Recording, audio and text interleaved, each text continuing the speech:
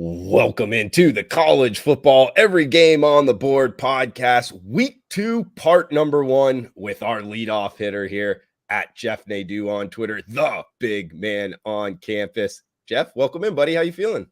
Good to be back, Drew. We're 1 week in. It was fun. I think we learned some things. I think we're going to see, obviously, some major overreactions. And, we're going to go from there. Week 2 is always fun.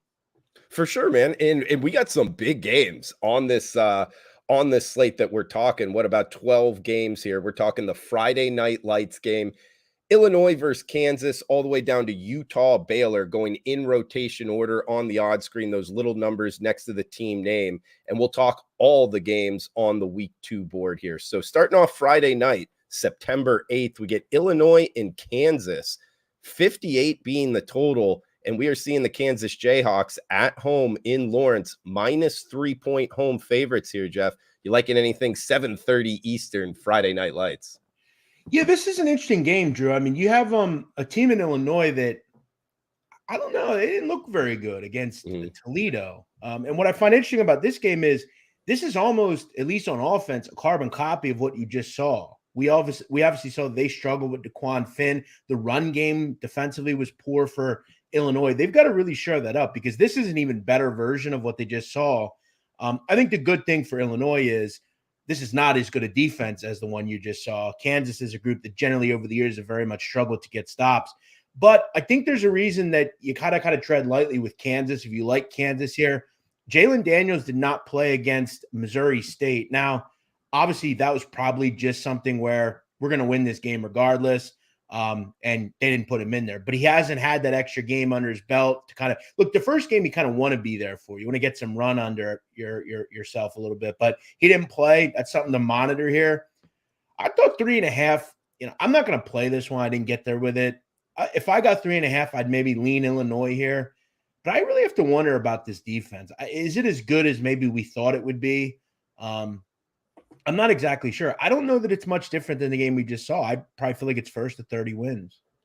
Yeah, hey, I'm like intrigued in this one. We got the Thursday night NFL game, then a singled out Friday night game to start us off into the weekend. And I'll tell you this, big man, on Saturday, September 9th, we almost get like a little appetizer, 11 a.m. Eastern, kind of before that 12 noon Eastern. We get a kick here, top of the card, 301, 302, and a good one, SEC, ACC battle here. Vanderbilt, the Commodores at Wake Forest, the Demon Deacons. And we are seeing Wake Forest minus 10 as the home favorite, 55.5 being the total. I like Vanderbilt coming in, big man. I really did. I thought Clark Lee's kind of turning this around. Their season win total was 3.5. I bet it to the over. This is a key one. If they get this, I'm looking pretty on that. But it should be a good game overall. Sam Hartman not there at Wake Forest, but two really smart schools going at it. What are you liking? And this is the profile or spread profile that I want to see a Vandy in. Okay. I don't want to see them land 17 to a team, which we saw that. They didn't even come close. I want them as a double-digit underdog, which you're getting. And you look at this number that has come down significantly. You're still getting some value at 10.5 up above that 10-point number. You were never going to get 14 in this game. So I think that's still a pretty good price here. We look at Vandy. They've only played one game. They had some extra time, obviously, with the Hawaii trip. Again, this is the kind of spread profile I want them in. We all know that Wake, obviously, Sam Hartman's long gone. Mitch Griffiths, the quarterback there. We kind of look at what we've seen from this group so far. I mean, didn't do much to really, they beat Elon 37-10. And from what I remember, I think Elon had a late touchdown in that game. I will say they played great defensively overall, but yeah, look, I like Vandy. I like them in this spread profile. I like what they have in Clark Leah. As you and I kind of have talked about, I feel like they are just kind of an upstart team. Look, I don't think they're going to go bowling or anything like that, but I think they're a team that believe a little bit more. Are they still the doormat? Absolutely, but they're more pesky. I feel like they're kind of going in the trajectory of like a Rutgers where they're bottom of the barrel. Now they're a little bit more, you got to keep your eye on them. They're not going to just roll over and die. So, we've seen that with UConn as well. So, yeah, I think in this spread profile, I think this could be like a 30-21 type of game. I like the 10.5 with Vandy if I had to play it. Yeah, maybe stay within the number there. I mean, it is a Vanderbilt team, guys, that did beat Kentucky and Florida last year in back-to-back weeks. Like Big Man said, they only played one D1 team so far against Hawaii. They didn't cover. They played Alabama A&M from the FCS and blew them out. But what can you really get from that? So it should be a pretty telling matchup here, top of the card on Saturday. And Go ahead. Real quick, keep in mind, Wake has not been good in the favorite role. Now, I think we have to kind of talk a little bit about that. Remember, that was with Sam Hartman. They were 4-6 over the last 10 as a favorite. So not exactly great. And look, I think a lot of this to do with defensively. They're not a great defensive team and haven't been the last year or two. And we're not going to glean much from Elon. This is a much better, more competent offensive team. We obviously saw Vandy was able to move the ball against Hawaii. So, yeah, I think they're very pesky. I like it. Good start here, guys, as we got a big one up next. 303, 304, making our way down in rotation order. Early kick here, 12 noon Eastern. Notre Dame at NC State. We are seeing the Irish, big man, -7 in the hook as the road favorite, 51 being the total. Good one in a semi-ACC matchup. Yeah, this is a good one. I mean, we kind of talked last week. I think we kind of both thought, NC State might have a little trouble with UConn, and they did. I mean, it was about where we, I think, thought it was. It was too high at 14.5. Probably should have been in the 10 to 14 point range, and that's exactly where the score ended up going.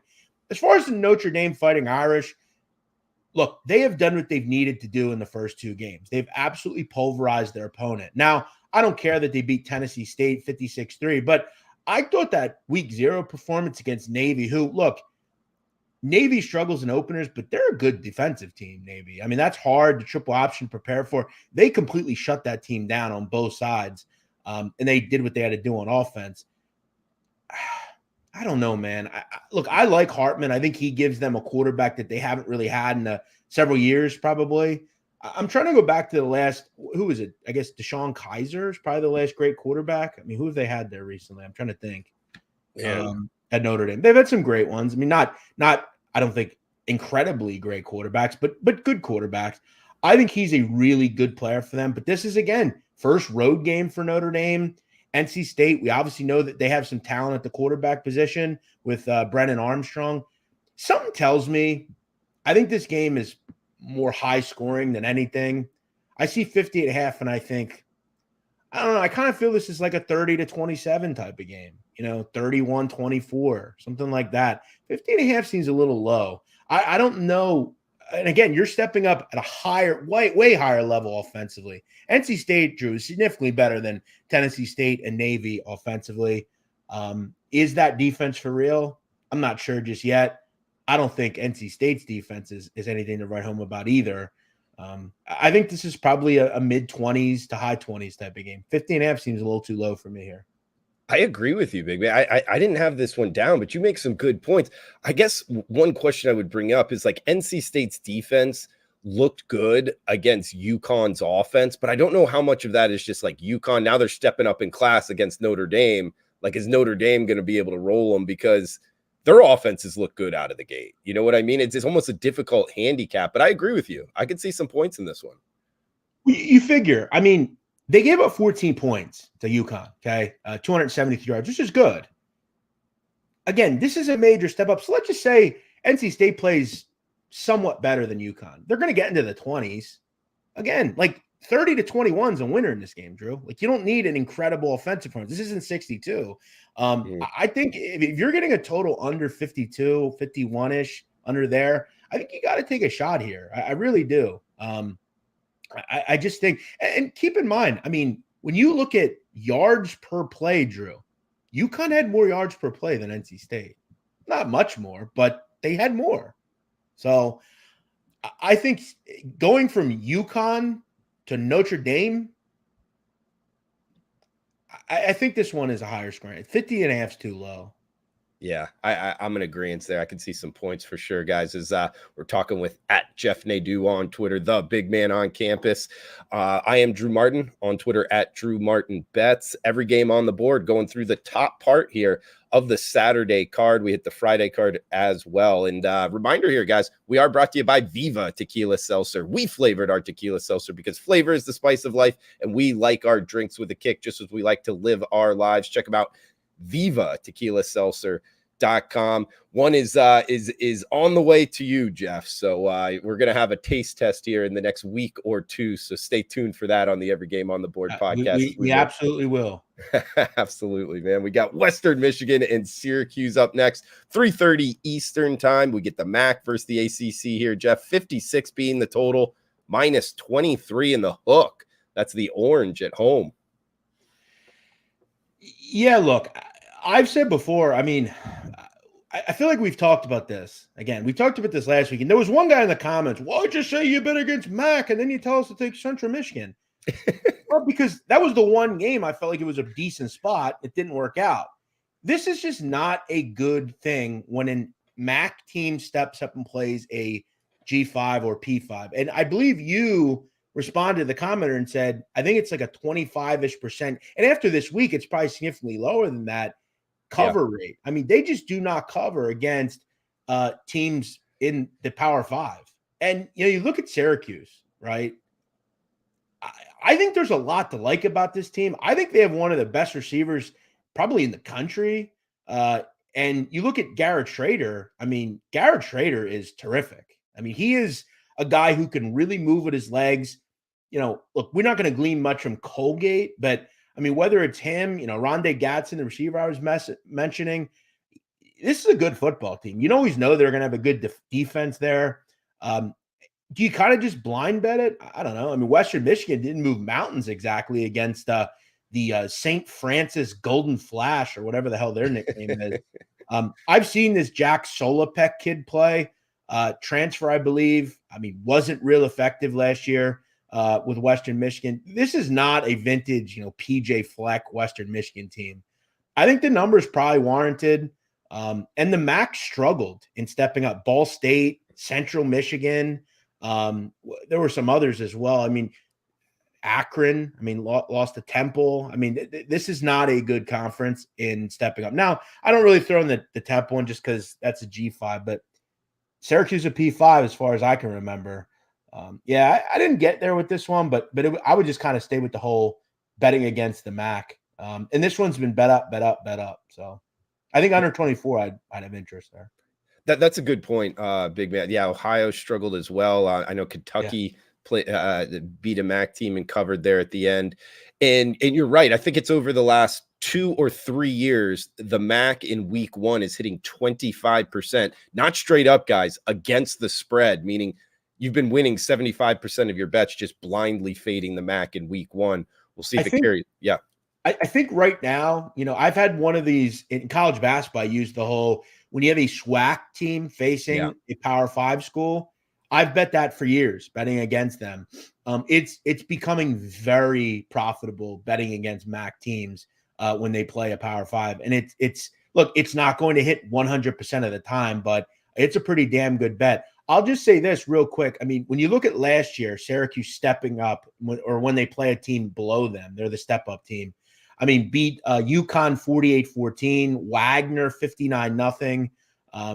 They pretty much took care of their non-conference teams they played. If this is under 24, I just lean on blind betting that and identifying those matchups and betting against them. That's a great handicapping point, big man. And going back and looking at that, because that's stuff that's repeatable. When the administration, when the coaching staff, when the quarterback, when the offensive coordinator run it up when they have a chance to do so, you want to take notice of that as a bettor because it tends to repeat itself and you can find winners that way. Well, and it's interesting because last week people were all up in arms that Penn State scored that last touchdown with about 5 seconds to go. Look, style points are important. Mm-hmm. I remember there's a coach in college basketball, Mark Pope, when he was the coach at Utah Valley, and then when he went to BYU, he would talk regularly about analytics and that their goal is to win by as many points as possible every week or every day because, again, it exudes confidence, it exudes dominance, mm-hmm. It exudes superiority. Listen, guys, I hate to tell you. So, for instance, Portland State lost 81-7 to Oregon.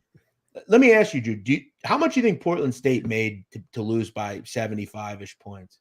I'm going to guess $700,000. A lot of money. Like, that will fund their athletic program. Guys, you have to remember, there's a reason they take these games, right?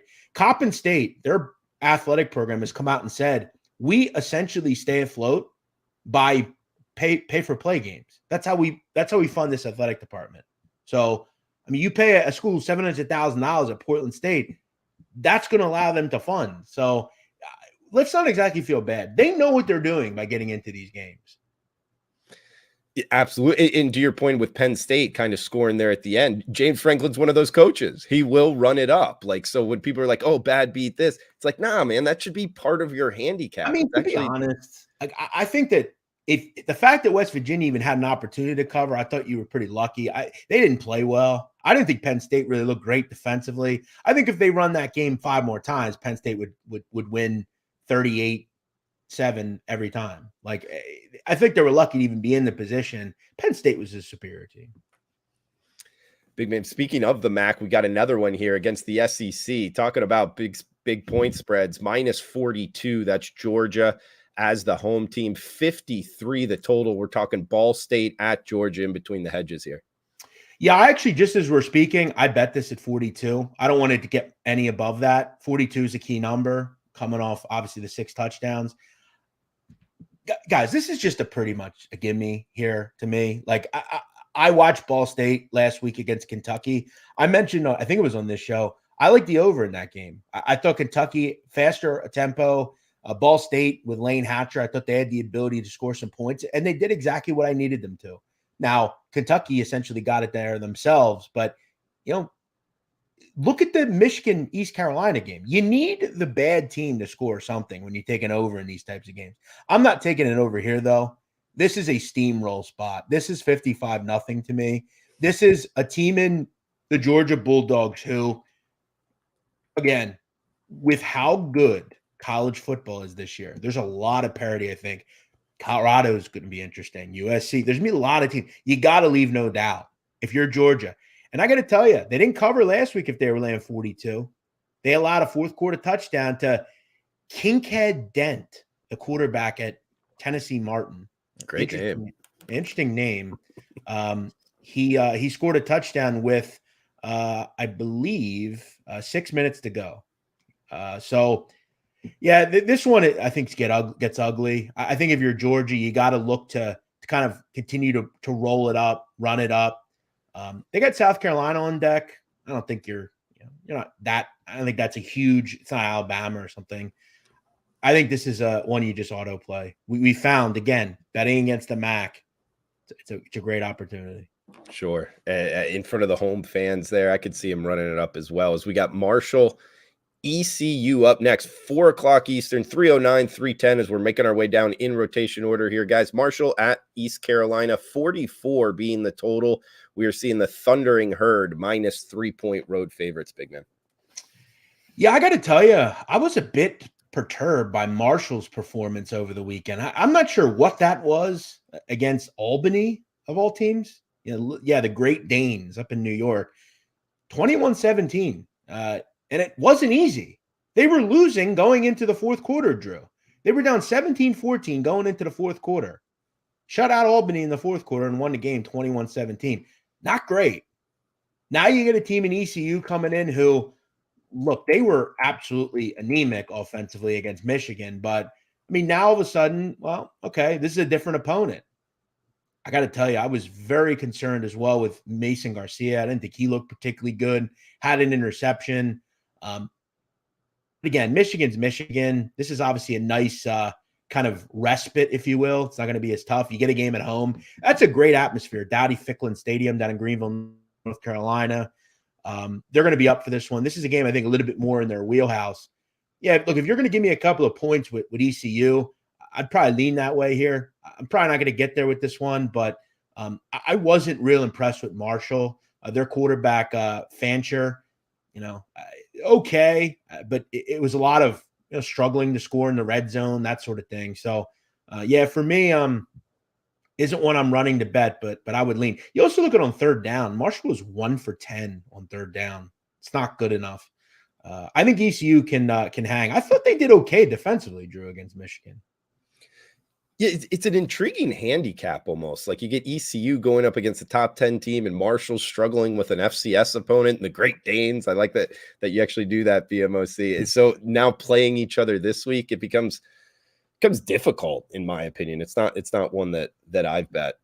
These teams a couple of years ago played each other, and it was a wild game. It was a shootout. It's a fun game. ECU's been good as a dog. They've covered 4 or 5 as an underdog. So, they get up. I think you got to put what you saw in the rear view. And I got to be honest with you, I didn't expect to see them do much against Michigan. I thought they'd probably score 7 to 10 points. They didn't even get there. But again, you hold Michigan to 30. I think that's pretty impressive. I mean, they scored 42 points a game last year. I mean, I think most people would say Michigan would hit 50. I thought ECU did a pretty good job on defense. I think there are gleaming things you can take away from that. It wasn't as bad as we thought. Big man, we got next up Cincinnati at Pittsburgh, 311, 312, 630 Eastern kick here. 45.5 being the total, -7. That's the Panthers at home. Cincinnati at Pittsburgh up next, big man. Yeah, 2 obviously interesting football teams, right? Pitt is a team who, always every year you're going to get pretty decent quarterback play. And you're always going to get a good defensive performance. I thought Phil Jerkovich looked pretty good. Over almost a 70% completion percentage. Look, they played Wofford. Again, I'm using the word gleam a lot because there's not a lot you can glean from it. They had almost 500 yards there. Wofford had 127 total yards. I mean, pretty impressive. I think they were negative rushing yards, Wofford. That's pretty impressive, Drew, to hold a team negative rushing yards through a whole game. Now, obviously, you're stepping up. You're going to host your isn't your rival, but not too far away in Cincinnati. What are we going to get from Cincinnati? They played Eastern Kentucky. Emory Jones, former quarterback at Florida, 5 touchdowns, right? He's going to feel a little confident, even though it was Eastern Kentucky. It's hard in this game because I really don't know what we have. I think you have 2 pretty good quarterbacks, though. I like Jerkovich a little bit more. I like Pittsburgh a little bit more. I like their defense a little bit more, and I like the fact that they're at home a little bit more. As far as this price, it's hard because, Drew, you don't let me pick the games. I just kind of do the games you ask me to do. And I'm saying a lot of, I don't have an opinion on that. I'm not going to play that. This is another one. 7, not a great number either. That's probably where I'd put this number, 6.5, 7. I think if it goes to 6, 6.5, that'd probably be where I'd want to jump in, but I don't want to at this point. Big man, no, you're doing a great job, man. You're allowed to pass on some games for sure. You're giving out gold content here. The guy's chiming in, loving it. You're a fan favorite, and you have given out good information on games that you do have an opinion on. It's hard because you and I, Drew, I mean, we do content, and there are times where someone will say, hey, I like a game. And they say, well, what do you think? It's like, well, I'll give you something on any team. But am I actually going to bet them? None of the games that we've discussed thus far, I've actually bet. I've bet 3 games so far this week. I will tell you guys, for anyone out there listening, and I thank you for the kind words, I have jotted down about, what do we have here? 7 added games that I have my eye on. Ooh. And by added game, I mean Power 5 team playing an FCS opponent.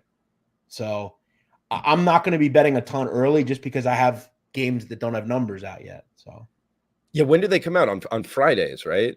Usually Thursday, Friday. I mean, okay. Now it's going to be it's sometimes even Saturday. So you got to bet them quick. I will say, out of all the games we've talked so far, Georgia would probably be one that I have some interest in. I think that's like 55-10, 56-0, something like that.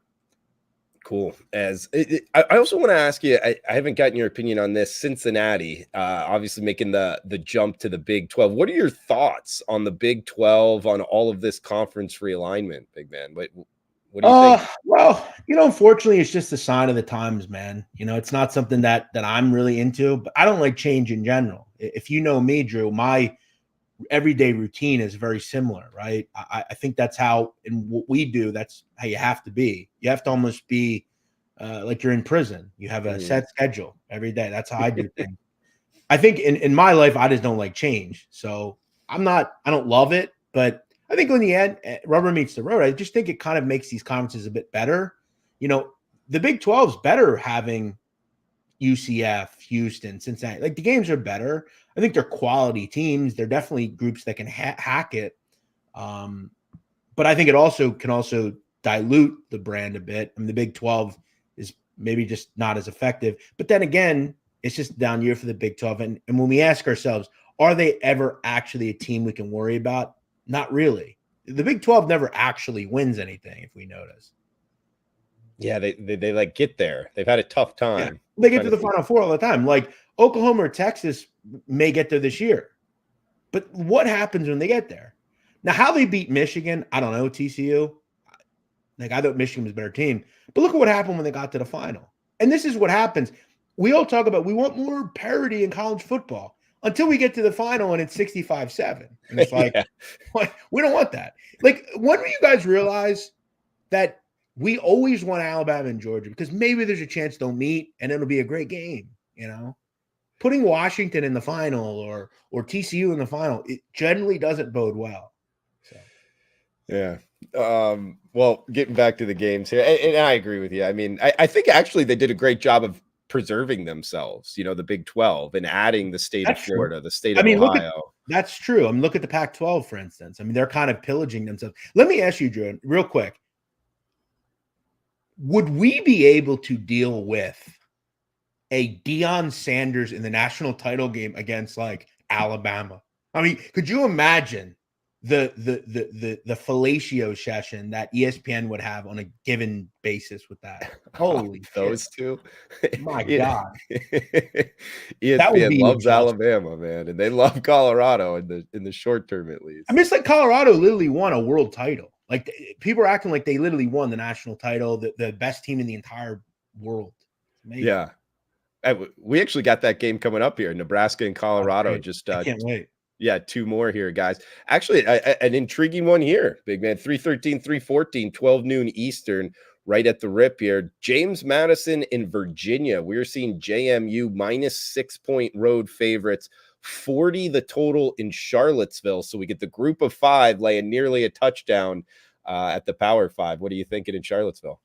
Yeah, so interestingly, this is a game that I've already bet, Drew. You're getting some inside info. I played the 6.5. I'm surprised. It's funny because the early move, Drew, took this up to 7.5, right? Mm-hmm. Now it's bounced back to 6.5, 6. This is one of the better plays on the board to me.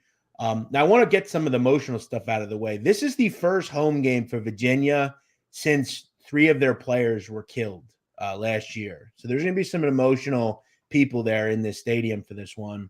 Now that said, okay, I just want to, and guys, again, I do not mean any disrespect by what I'm about to say, but I'm just going to point this out. Okay, we talked the same thing last week about Stanford and how they would play for the state of Hawaii and all the stuff that was going on. Didn't mean much. Okay, I mean, you got to bring it up, but is it a factor? I'm not sure. Here's the things that actually matter. James Madison is legitimate. That's why they're a touchdown favorite on the road here. Okay. Remember, this is an upstart JMU team. This is an in-state rival from the ACC. A lot of these kids are probably not recruited by Virginia. They're excited about this one. The boys from Harrisonburg. And let me tell you, that defense is stout, Drew. They had the best run defense in America last year. Kurt Signetti is a really, really, really good coach. And there's something I noticed last week about Virginia. They played Tennessee. Virginia has a quarterback. His name is Tony Muskett. He's a transfer from Monmouth University. One thing I noticed last week, 9 for 17 for 94 yards against Tennessee. That concerns me a lot in this game because if I'm JMU, who have a stout run defense, I'm stacking the box and I'm saying, look, beat us with your arm, bro. And it makes matters worse because Tony Muskett late in that game suffered a injury, and he is questionable to play in this game. So I have some real concerns about whether JMU can move the football in this game, or not JMU. Virginia can move the ball against JMU. Virginia is not a good football team, and JMU is legit. I mean, Jordan McLeod's a good quarterback. This is a really good P5 team, Drew. Yeah, I'm with you. I like JMU as well, and we could lay less than a touchdown. I think the market's kind of telling us something here, guys, of look who's the favorite. Purdue and Virginia Tech up next. Yeah, go ahead. Real quick. Initial thought was this number went from 6.5 quickly up to 7.5. So Why it's come down, who knows? Maybe they're getting some good quarterback info, but I don't think Tony Muskett playing is good news. That's not good news to me. That would be bad news if I'm Virginia. Oh, that makes sense. Yeah, the starting quarterback can play, but if you don't have him rated high anyway, it's almost like a little bit more quote unquote value for you. As we get the Boilermakers and the Hokies up next, Purdue, Virginia Tech. Another good matchup here. 45.5, as high as 46.5 being the total. So some opinion in the marketplace with this total. -3. That's the Hokies at home. What are we thinking in Lane Stadium, big man? Yeah, you have to wonder what Ryan Walters, the coach at Purdue, thought about his defensive performance, because he's a defensive guy coming over from Illinois. I mean, they were putrid defensively. They give up nearly 500 yards. Almost 380 through the air, 6 yards of play. Not great. Now, I think he can probably grab that. Look, I thought Hudson Card was pretty good. It wasn't perfect, but he's pretty good. They obviously scored. They just couldn't stop anybody. And that's concerning, because now you got to go in and play, a team of Virginia Tech who, look, is this a vintage Virginia Tech team? No. But Grant Wells is a quality quarterback. Grant Wells is a guy that can move the football. Two teams I'm not real interested in betting, quite honestly. Purdue, I just don't really know what I'm getting from them. I think, if I can get a 3.5, I'd probably lean on the Boilers here, just because I feel like their upside is better. I'd have to think they have a better defensive performance here. But, I mean, going into Blacksburg, not easy. It's going to be a tough atmosphere there. And I feel like for me, Virginia Tech was pretty solid, I thought, offensively. Maybe an over, go right back to the well there. Why is this total 46.5? I mean, what did we see last week to think that this total should be in the 40s? And this has been bet down significantly, Drew. I mean, does anyone really think this is first to 21 wins? I was surprised by that. It's almost too low to me. Maybe go up and over in that one. Hey, Big Vin, we only have 2 games left. In this next one, Nebraska and Colorado, the argument could be made the marquee matchup of the week. I saw Dave Mason tweet that Colorado has been bet on the side more than any NFL game this upcoming week. Just think about that. You brought up, Deion Sanders with that. We get Colorado at home, -3 point favorites, 59.5 being the total. This is what I'm seeing, 12 noon Eastern. I don't know if that's right, but Nebraska and Colorado, I do believe it's an early kick here. What are you thinking in Boulder? It is an early kick on Fox. So a certain sports book, Drew, there's one in this market right now. I don't know if we can I say it, what sports book it is? Yeah, you can say it. BetMGM has a 3.5 on Nebraska, and I just bet that. I heard from someone from, I forget what book it was, but they said this possibly, they may have the biggest exposure on one side of any game they've ever had. So yeah, this game is, everyone is betting Colorado. Everyone. Literally everyone. And what are we starting to see, Drew? FanDuel. We're starting to see a shade. They're putting 120 out there on 2.5, but it's coming down. That's not right, guys. Okay. If a number's 3, right? The whole world's betting it. It should be slowly rising. It shouldn't be going down, Drew. And I'm going to tell you something. I don't want to get graphic with this, but I'm not going to sit here and get on my knees for Deion Sanders. Listen, the truth is, you've got to give them a lot of credit. Going in and winning as 20-point dogs, impressive. But they gave up 42 points. I mean, they didn't exactly shut anyone down. And look, TCU was driving late in the game. I thought Shadir Sanders was terrific, fun to watch. Obviously Jimmy Horn and Travis Hunter and all that talent they have there. But here's a couple of things to remember. Nebraska, I thought they were really good on defense, man. I thought Jeff Sims, if he can just not make dumb mistakes, he can move the ball against this team. Okay. I'm kind of shimmying up to this point of just saying, maybe you just take the over in this game. I mean, and just hope that this is one of those shootouts again. I think Colorado is going to win a lot of shootouts, but I'll gladly fade the public here and take Nebraska.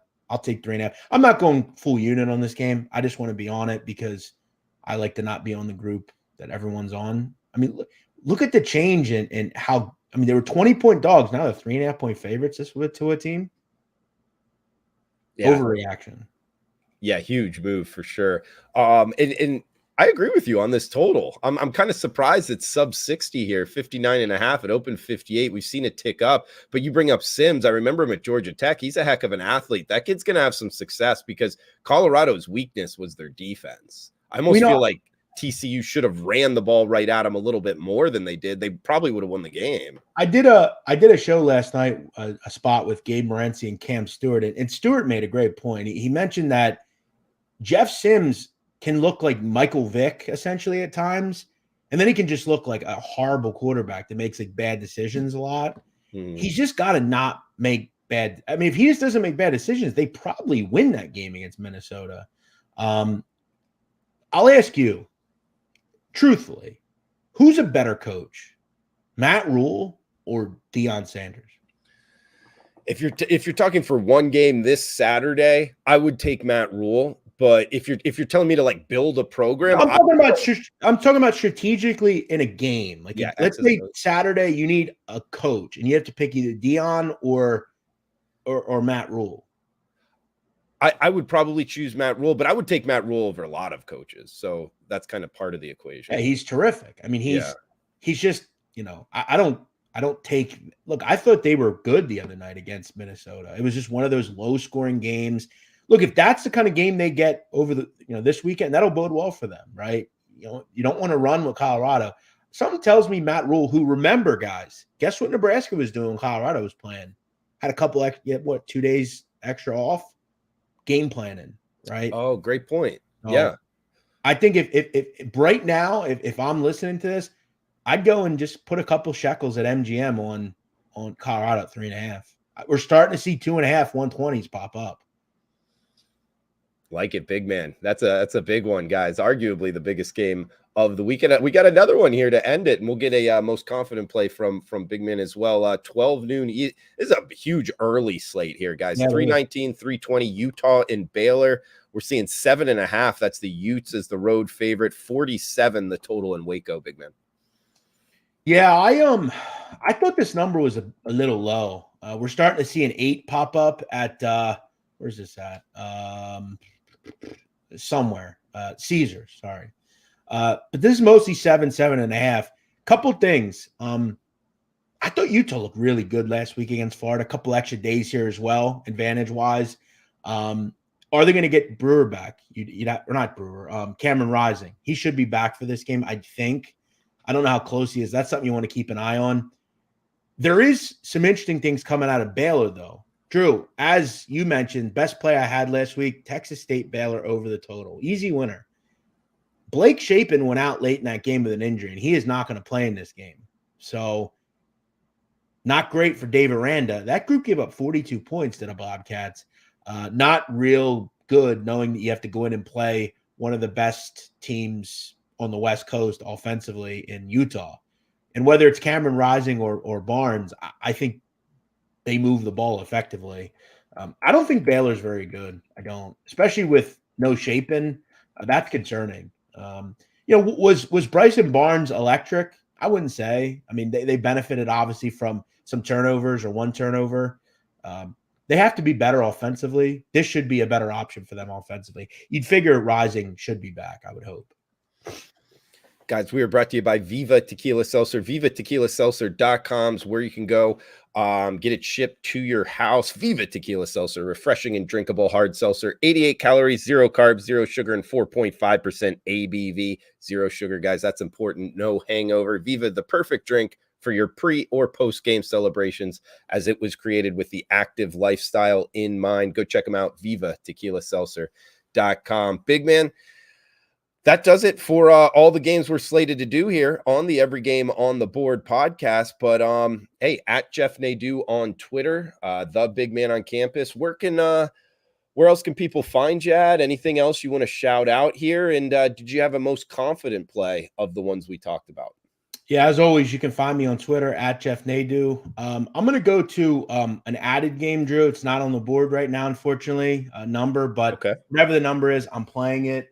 I'm going to play the over, whatever the number is. Western Kentucky, Houston Christian over, whatever the number is. I think West Kentucky is still likely to be one of the best offenses in America. They dropped 41 last week on South Florida, who I think is probably a little bit better than they've been in years past. They had over 336 yards passing, did Austin Reed. Houston Christian over the last year or two has been one of the worst defensive teams in the FCS. Remember, they were the group last year that allowed 70 points in one half against Incarnate Word, which we've talked about. They are a disaster team. Their coach, Vic Shealy, is long gone. And they are kind of led to the slaughter here, if you will. West Kentucky might drop 60 in this game. I'm curious to see what the total is. I think Houston Christian can actually move the ball as well. They dropped 66 of their own last week in that game. Just ran up and down in their game. So whatever the number is, I'm playing the game over, and I'll probably lay it with Western Kentucky as well. Okay, guys, we'll go with the Western Kentucky Houston Christian added board. And I guess for just record keeping purposes, we'll go with whatever it opens at. Is that good with you? Fair enough. Fair enough. All right, guys. I like these overs. So, I'll go back to the well with another one. It's interesting you say overs because the clock rules, I was looking unders, but Big Man, even before we did week one, you were the one that said, you know what, time-wise, I don't think it's going to affect it that much. And sure enough, there's been more overs than unders to this point in the season.